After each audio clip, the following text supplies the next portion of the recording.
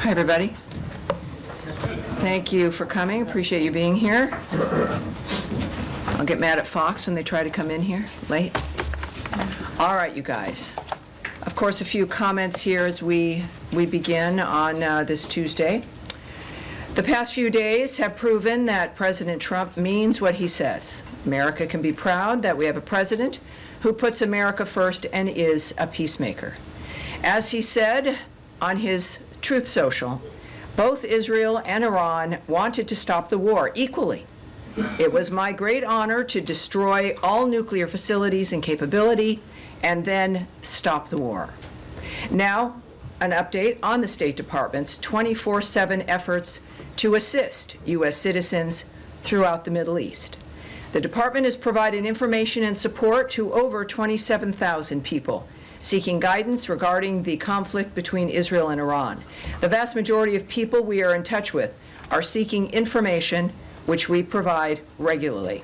The State Department began assisted departure flights from Israel on June 21st. Flights have departed Israel with hundreds of U.S. citizens and lawful permanent residents and their accompanying immediate family members. We are grateful to our partners in the region and around the world for welcoming American citizens. We also extend our deep appreciation for the government of Qatar's cooperation in the defense of the Udeid Air Base, as well as our deep appreciation for the the Al Udeid Air Base, as well as the deep appreciation for the American men and women in uniform who are there and for the vital role they continue to play for U.S. and regional security. Yesterday, Iran launched several missiles against AUAB. Many of those missiles were successfully intercepted due to the combined efforts of the U.S. and Qatari armed forces. Thankfully, no Americans or Qataris were hurt. In further announcements today, Secretary Rubio has landed along with the President at the NATO summit at The Hague. As the Secretary has noted, under President Trump's decisive leadership, we're driving historic change at NATO. Also this week, the United States will participate in the 55th Organization of American States General Assembly in Antigua and Barbuda, where we will engage with regional partners to advance our shared goals to make for a safer, stronger, and more prosperous hemisphere. Deputy Secretary of State Christopher Landau will lead the U.S. delegation, reinforcing our commitment to supporting Rosa Maria Paya's candidacy to the Inter-American Commission on Human Rights, addressing the crisis in Haiti, and countering the influence of the Chinese Communist Party in the Western Hemisphere.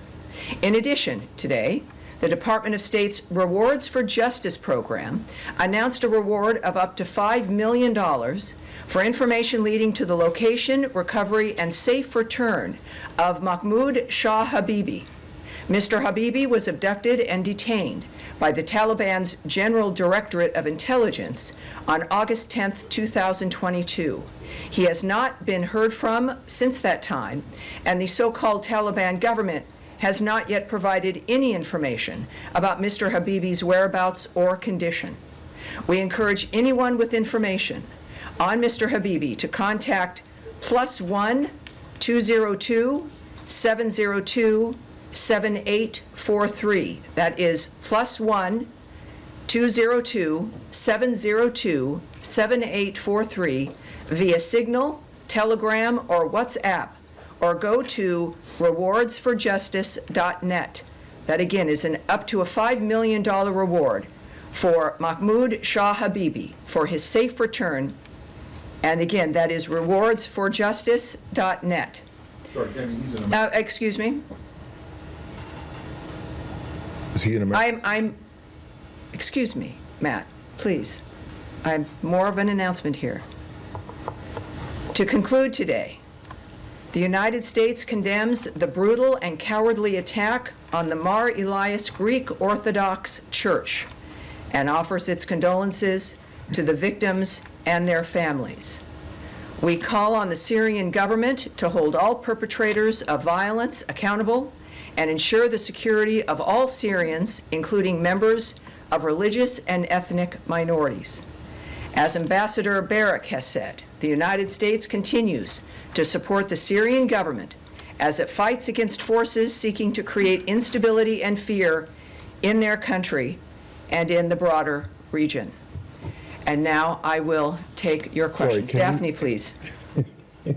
Thank you. Sure. Just on Israel-Iran, Trump has said that he was unhappy with both sides for breaching the ceasefire deal, but particularly frustrated with Israel. Does the State Department have concerns about whether this truce will hold, and what conversations is Secretary Rubio having today with counterparts about this deal? Yes, as I noted in my announcement, and actually what, of course, we always appreciate about President Trump is you never really have to guess at what he's thinking, which is appreciated. One of the most transparent men we've known. Americans in the world have watched all of this unfold, I think, in a very clear way, and certainly with the leader of the free world, of the world, really, essentially, in Donald Trump, making it clear his opinion. And this is what also, I think, keeps things moving. With any ceasefire dynamic, it's fragile. And in the meantime, of course, things did come together, and there has been quiet in that region. He did make clear his feelings about that, but as I mentioned in the opening, that he said, just a couple of hours ago, both Israel and Iran wanted to stop the war equally. It was my great honor to destroy all nuclear facilities and capability and then stop the war. So obviously, the president has believed from the beginning that diplomacy can stop wars, that it is the thing that we should rely on.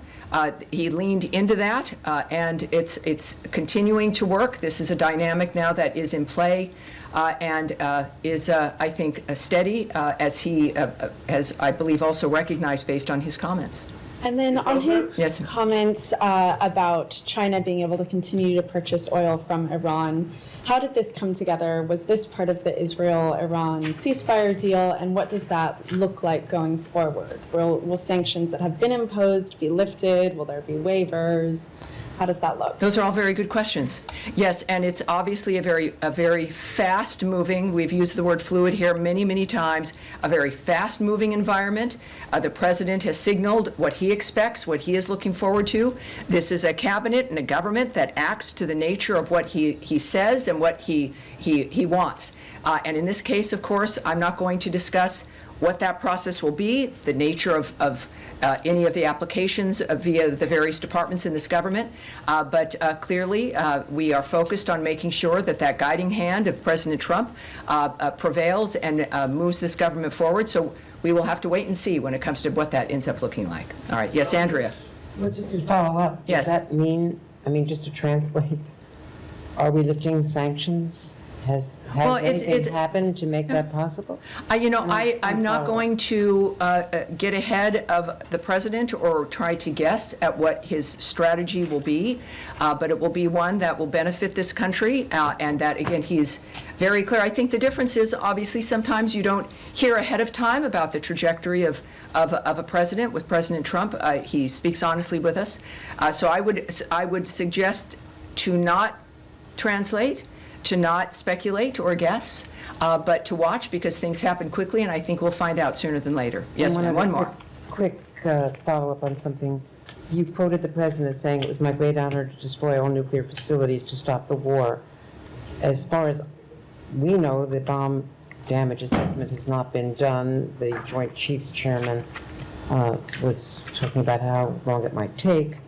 Do we have something more conclusive about destroying all of the nuclear facilities? Well, a conclusive comment for me would be coming from the President of the United States. I have great admiration for you, Andrea Mitchell, but I think he might know more than you do at this point, more than I, more than any one of us here.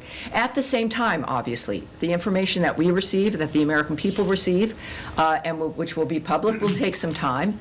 But President Trump has indicated his pleasure at the success of that raid, which obviously was very limited in scope.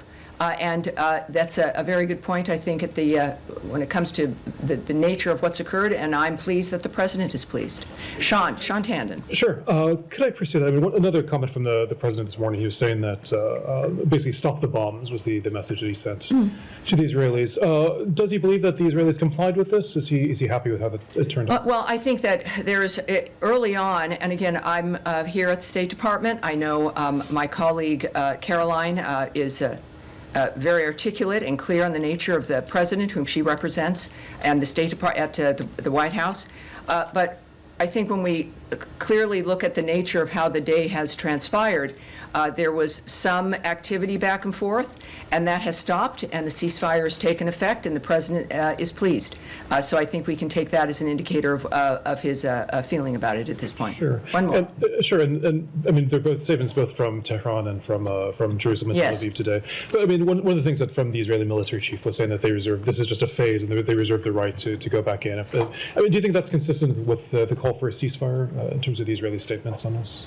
Well, I think the statements that we've looked at that we care about are the fact that both, well, certainly Israel has agreed to the ceasefire. And we believe there's a statement from Iran that has done so as well. So those are the statements that we care about. All right. Yes, sir, in the back. Right there, sir. Yes, sir. Thank you, Tammy. Obviously, pretty epic diplomatic developments last night. Yes. Can you walk us through any of the diplomatic steps that were taken that led to the ceasefire, and specifically Secretary Rubio's role? What are some of the ongoing efforts to make sure the ceasefire sticks? And then a separate but related question. The President spoke this morning about the great trading potential with Iran. Does this administration envision a broader rapprochement with Tehran that could lead to diplomatic ties being established, even the embassy being reopened? Well, on both those issues, I can't speak directly to them, but I can say a few things in that certainly I wasn't there. The Secretary of State was in a dynamic with the President that is a private dynamic as that team was addressing a war and the nature of how to stop it. So I can't speak to how that transpired or the decisions that were made, but obviously a successful evening, successful aftermath when it comes also to a very quick ceasefire. In the meantime, for your other question, which was, remind me again your second question?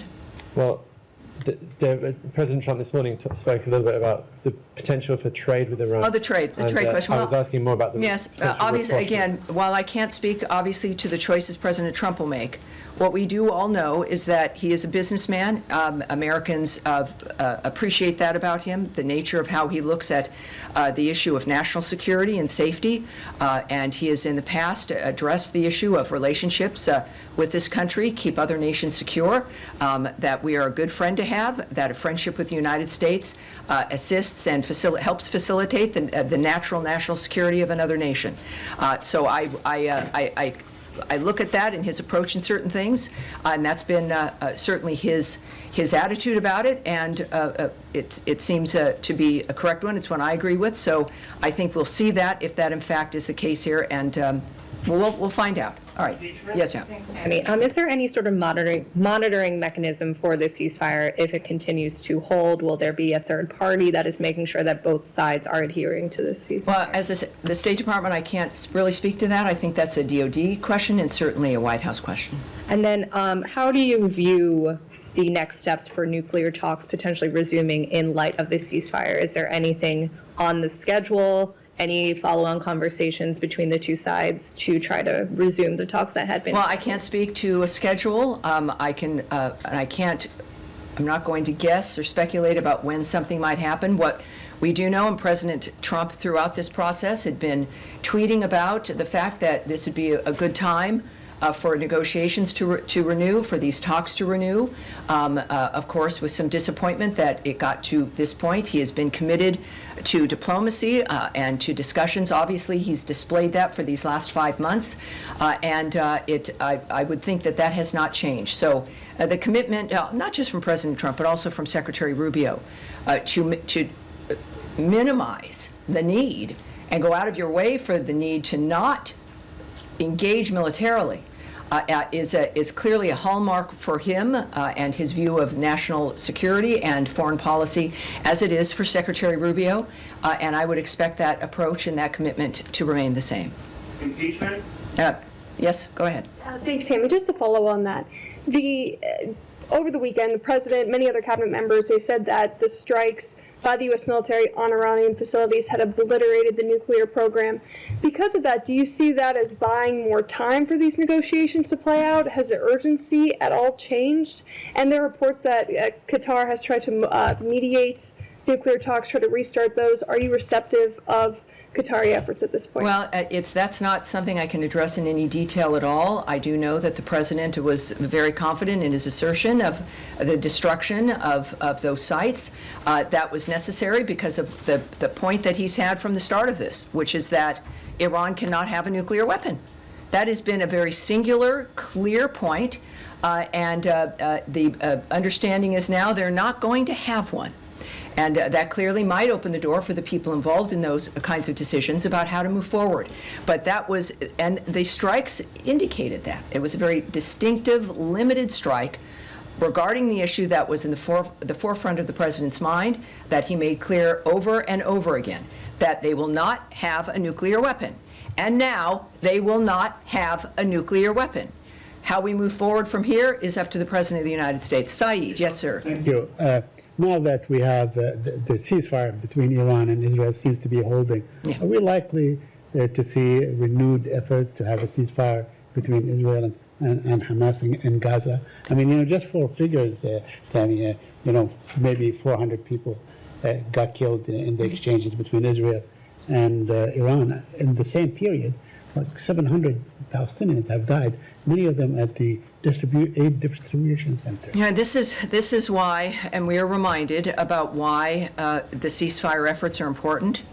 It is a reminder about why the president, and why we're lucky for President Trump to be our president and for Secretary Rubio to be focusing on changing the status quo on this planet and changing the old dynamic of wanting new ideas.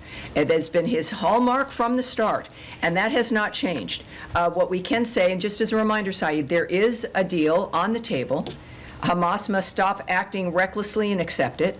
As Special Envoy Witkoff has said, Hamas's recent response to the offer was totally unacceptable and only takes us backward. It hasn't been that long, right? A lot of stuff is happening in a short period of time. But the fact of the matter is that we've never stopped working for a ceasefire in the Gaza Strip. We've never stopped wanting that to end, to get us out of that repetition of something that has certainly made the first victims, the people of the Gaza Strip, and then everyone else. It's a reflection of what needs to end and what has been the problem. President Trump has made clear to, in this case, Hamas specifically, that they will face consequences if they continue to hold hostages, which they do, including those who have already passed away and those who are still living.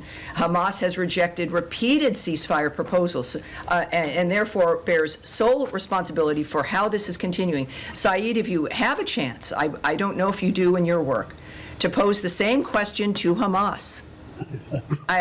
It would be, I hope you might be asking them. I'll do it through my articles. I have no direct communication. All right, yes, sir, there in the middle here. Yeah. Thank you very much. President Trump has long said that Iran should not have nuclear weapons. That is correct. That is clear. Do you think it is important for Iran to change its foreign policy, because the U.S. always says it is the biggest state sponsor of terrorism and destabilizing region? I obviously can't speak to what's in the mind of the so-called leadership of Iran. I do know that the future of Iran is in the hands of the Iranian people. And whether or not certain individuals change their approach or belief, I think what has happened, the whole world has noted that the world has changed and that nothing will be the same. And how that plays out, we are very lucky that we have President Donald Trump, Secretary of State Marco Rubio, and a cabinet that is united in the nature of what we're trying to do for the next 3.5 years. One more, yes, sir. One more. And Please. Kurdistan regional government leadership and strongly welcome President Trump's statement about peace. Do you want to comment on it? Well, no, there's again, things are happening and moving along so quickly. Obviously, everything in that region, in the Middle East, has changed. And we will have to see where those who are leading this charge and this change, again, the American leadership here with Trump, Rubio, and J.D. Vance, of course, just strong leadership across the board. We're very lucky, as we've seen also with Secretary of Defense Pete Hegseth. We are very early in this administration. Think about it. We are in the middle of June. And we've seen the results now of men and women who are focused. So we'll see, for the Kurds and others as well. Yes, sir. Thank you, Tammy. 2 questions for you. Number one, especially considering the Secretary is now at NATO. Yes. Does the Secretary feel like European allies had America's back to the extent that they should in this Iranian operation? I'm not talking about militarily, but from a general support standpoint, beyond just platitudes of concern about the Iranian nuclear program, do you feel like you got backing from Europe on this? Well, I'm not going to comment or speculate on the feelings or assessments of our partners in any kind of dynamic. That's between them. It's about the leaders of the world. Right now, what I can tell you is that President Trump and Secretary Rubio are right there in The Hague at NATO for conversations with our partners throughout Europe. And I think that everyone expects that to be very successful. It's going to be a very exciting time. It's a perfect time for those conversations to be had. I'm not going to speculate on the nature of those any conversations, or again speculate on the feelings of people either. Second question for you. Yes, sir. In terms of regime change in Iran, the initial message coming out of the administration was, we're not after regime change, we're after the nuclear weapons program. Then the president remarked today, regime change is not a good idea because of the chaos that it would cause. So what is the administration, specifically the State Department's message here to Iranians who are suffering under the oppression of the regime? How do they move forward, and does America have their back, considering the president said regime change is not a good idea right now? Well, again, that's in the perspective certainly of the president and what his actions, he feels what actions are important, what our intentions were. It was very clear from the start, from the very beginning. For years, the president has spoken about the problem of Iran and how they can't have a nuclear weapon. This is not a new idea, and it's certainly a globally held idea. But we've said here at the State Department repeatedly in a number of different dynamics that the fates of countries belong in the hands of the people in those countries. That is the overriding general message of the Marco Rubio State Department. It is the kind of thing that when we think about, not just democracy, but the nature of the decision of citizens to decide what kind of leadership they want. That is what our position is for certainly Iran and every other country on this planet. Yes, sir. Yeah, thank you, Tammy. 2 questions, one on Iran. Have you received any signals or message from Iran that they are willing to come back to the table? This first. And secondly, are you still sticking with the proposal that you sent to Iran, or you are open to discuss more broadly? Well, again, as we know, many things have changed in just the last few days. And so I won't speak to what messages may have been sent to Iran, which would have been, of course, to the White House and to if Secretary Rubio as the National Security Advisor. So I would ask you to check with the White House for that. And the next Syria, one, yes. Yeah, on your opening remarks, you said that the United States is ready to help the Syrian government to fight against forces seeking to create instability. Would you elaborate that? What kind of support are you willing to offer to the Syrian interim government? Are you willing to help them or provide them military support? Well, I think already we know, of course, of the assignment as a special envoy of Ambassador Tom Barrack. Has been a very clear indicator of our commitment to helping Syria be able to be a functional and steady and stable government.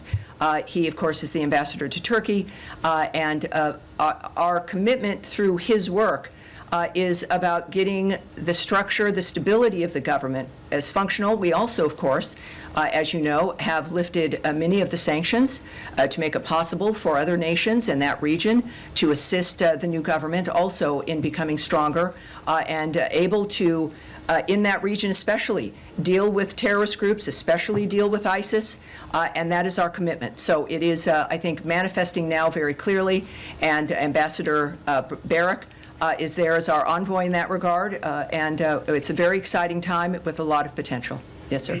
Yeah, yes, sir. In the gray suit there. Yes, sir. Thank you, Tammy. You've been in the negotiations process with the Iranians for almost the last 2 months at the State Department. And the Iranian foreign minister just last Friday, he said that they suspect that negotiations with the U.S. Used as a cover for the Israeli attack. And a day after that came the U.S. raid on Iranian nuclear establishment there and the buildings. Are you able to restore the trust between you and Iran? And how do you see these claims from the Iranian side? Well, that's certainly a question that I can't answer, but we've got the best people in the world who are doing this for a living, who have committed their lives to making a difference here in the world. The president has not indicated that, as a matter of fact, he really opened his presidency with a willingness to talk with everyone. And as a peacemaker, that is what he's done, and I would suspect that that approach will continue. All right? Yes, sir. Go ahead. Thank you, Tammy. Do you think that there is any lesson for North Korea to learn from the U.S. strikes on Iranian nuclear facilities, given that North Korea has been doubling down on its nuclear program, despite the Trump administration's commitment to the complete denuclearization of North Korea? Well, again, the nature of the choices that are made, I won't speculate about what other countries should think or do. At the same time, President Trump, in his first term, made a significant outreach to North Korea. And what I can say, of course, and they've got their own nuclear program at North Korea, that we remain committed to the complete denuclearization of North Korea. That remains a commitment. If the North Korean nuclear issue can't be resolved through dialogue, I'm not going to speculate on hypotheticals at this point, but thank you very much. All right, yes, there you are. Hello. Just on the follow-up on North Korea, has there been significant outreach from the State Department to the North Koreans? I'm not going to speak to any, whether they exist or not, any diplomatic efforts outside. All right, all right. And yes, go ahead. Thank you, Tammy. I just wondered whether you have any further information on reports of a drone attack that happened to multiple Iraqi military sites early this morning, local time, Tuesday, whether you know at all whether Iran was behind those drone attacks at all? I would suggest that the DoD might be the place that it might have an answer to that. Anything else? All right. Daphne? You're good? All right. And then, yes, go ahead, sir, at the end. What can you tell us about the material that was removed from those nuclear sites? There are satellite pictures of trucks lined out. Oh, nothing. I can tell you nothing. Just saving some time here. Yeah, I'm not going to speculate or discuss what may or may not have been removed from a particular site. Well, then can you tell us, based on what you do know, I mean, how many years? I can talk about the English royal family. I love them. Yes, How many years would this have knocked back the nuclear program, and could that have been avoided if the U.S. had remained in the JCPOA? When it comes to what's happened with Iran, we can look back several decades about the nature of the choices that certain administrations made that helped facilitate the nature of the building of that program. Donald Trump inherited a world, he'd left a world that was at peace, and he inherited one that was tipping over. And so his commitment, and what we look at here right now, is recognizing the status of things and what needs to be done to fix them. And that's what we're focused on. All right. And Matt Lee, I have a feeling you might have a question. I vaguely remember that. Well, I did, but now it turns out that the you have a different one. I answered, so I do have a different one. Okay, good. But all I was trying to find out was whether you didn't mention that this Mr. Habibi was an American, which it turns out that he is. But has he been wrongfully determined to be wrongfully detained? We have determined that he has been disappeared and that he has not been heard from. And that is why there's the rewards for justice, is that he was taken and he has not been heard from since. Okay. And we are hoping that this appeal may bring forward, with up to $5 million, it makes a difference in everyone's lives. Sure it does. That we might get some information about him. Okay, then just the other thing was, you had been asked earlier and yesterday, I think, about this money that is apparently going to go to fund the Gaza Humanitarian Foundation. Have you been able to uncover anything about that? Well, here's what has always been the case with the Gaza Humanitarian Foundation. I now know that there's, I think it's close to 44 million meals that have been distributed, which is a pretty darn good record, and they continue now at 4 sites to distribute them. We have repeatedly noted that we have not funded this entity, but It is, I believe, really the response of the call from President Trump for that region and that area in particular, that we've got to have new ideas about how to change the nature of what's occurring. The region has stepped up, other nations have stepped up, agreeing that the situation in Gaza has to be dealt with differently. We have to refuse to let it continue. And while we have a humanitarian crisis manifesting, is to do our best in an area that a terrorist group refuses to cooperate, ignores ceasefires, continues to hold hostages, and refuses to put down their weapons, that we are committed to endorsing, helping, promoting efforts to make a difference. When it comes to how that will manifest for the GHF, I can't say right now, but again, it's nice to know that 44 million meals have been distributed. That, like everything else for the last few days in the Middle East, everything has changed. How that manifests in the Gaza Strip is yet to be determined, but I'm sure we have another briefing on Thursday, and who knows, we'll have something new at that point as well. All right, yes, go ahead. And this will be Tammy, yes. This weekend Keith Kellogg went to Belarus and it secured the release of 14 political prisoners. Do you have any more details on those efforts? And did the Lukashenko regime get anything for releasing these prisoners, sanctions relief? I do have a few things I can say to you about that. And this is the condition of our world. This is a huge story.